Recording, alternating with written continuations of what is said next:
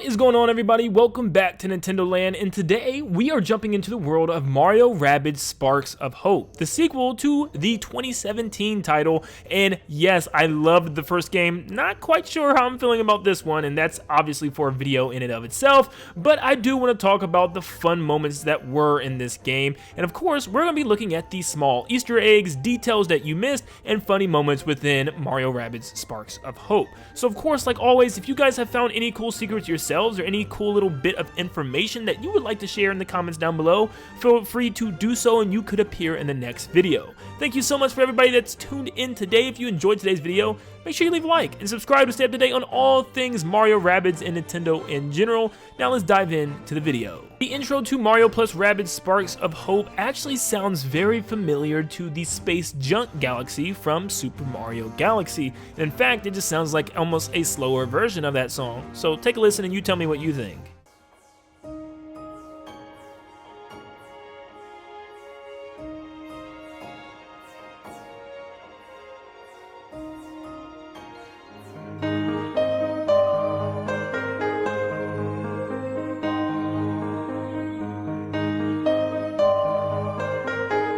Mario's sprint in this game is the exact same as his sprint in Mario 3D World, where he puts his fist clenched right to his chest and kind of runs like that. It's a goofy run, but it's definitely Mario's run now to me. I love it, and there's just something about it. It's nice to see 3D World referenced again, and also nice to mention that Luigi does the same as well. There are tons of bushes all around the Mushroom Kingdom, and they resemble different things through Mario's past. You have one that's built like a warp pipe, some that are super mushrooms, and some that are Koopa shells. You even have one of Rabbid Kong from the first game with DK's tie around its neck, but there's one bush that doesn't seem to reference anything. Well, at least not at first. There's one bush that's just a long-necked dinosaur, and it maybe just is a dinosaur, but something I thought of instantly was Dory from Mario 64, and obviously just returning in Mario Odyssey.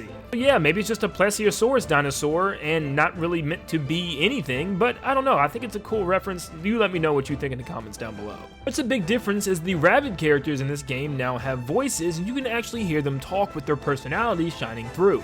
And Rabbid Mario has a very deep Brooklyn accent and almost reminds me of Captain Lou Albano, who voiced Mario for the older cartoon show.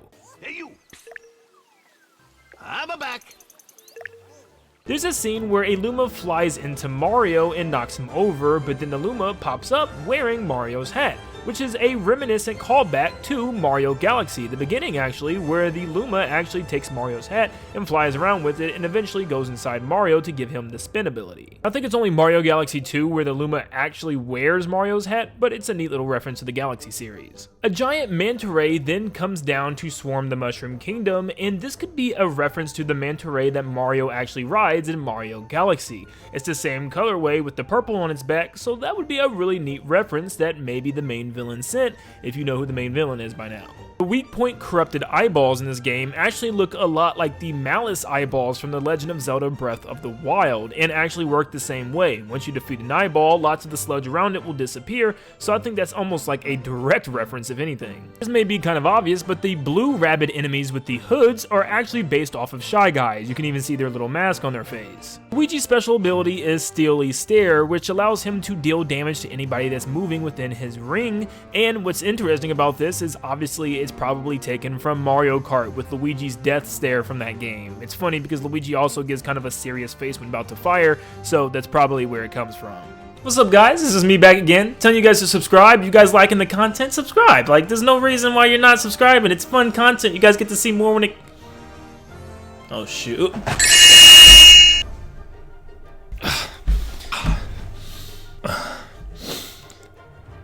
Please subscribe.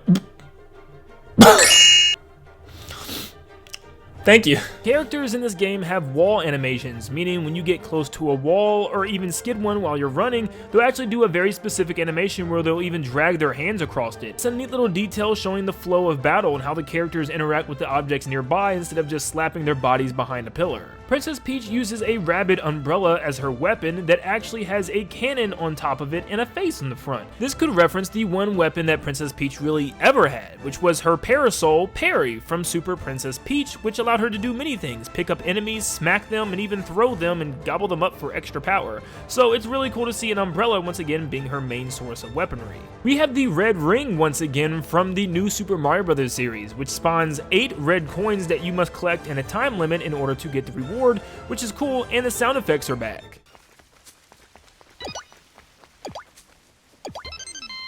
One of the very first Lumas you find and help in this game is Bean Luma, which actually is colored and looks exactly like the Luma that helps Mario in the Mario Galaxy series and gives him his signature spin.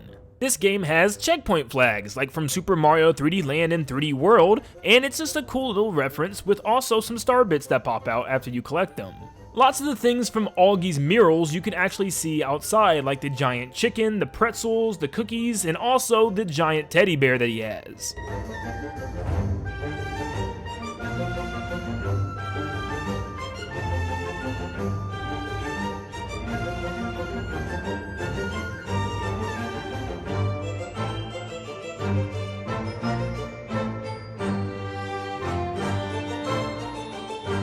If you sit and stare at Augie for a while, he'll splash some water on his pits and take a couple of sips as well.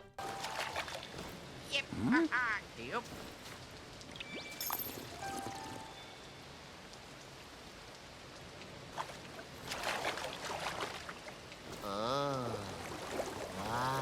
The archaeologist Rabbid carries a tablet with him, and if you look closely, he's not really looking at anything, he's playing a Sudoku puzzle. Just like the red rings, you also have green rings coming from New Super Mario Bros. U and New Super Luigi U. And what these do is spawns coins in bunches of 3 scattered all around, and it's kind of the same premise, you just have to go look for these a lot further apart than right beside each other.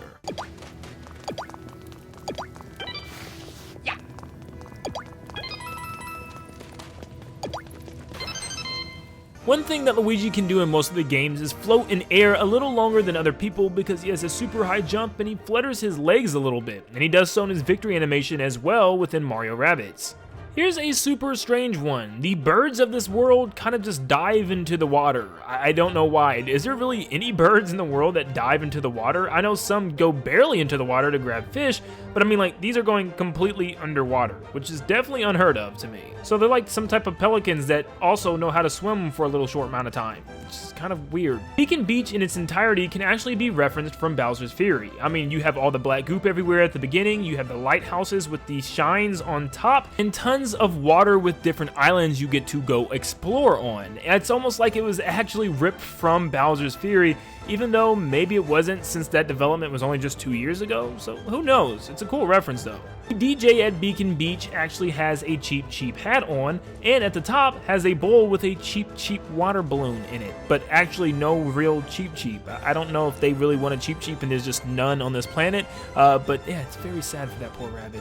That was 22 interesting facts and details about Mario Rabbids Sparks of Hope. That's just all the way up to Beacon Beach, however, we still have tons of other worlds to explore and talk about as well, but if you have any comments that you want to give about the future worlds, go ahead and put them down below, or even more about Beacon Beach, feel free to do so as well. Any secrets you find will definitely be shown off in the next video. Thank you guys so much for tuning in. Make sure you leave a like and subscribe to stay up to date on all things Mario Rabbids Sparks of Hope and Nintendo in general, and like always, I'll see you on the next one. See ya guys.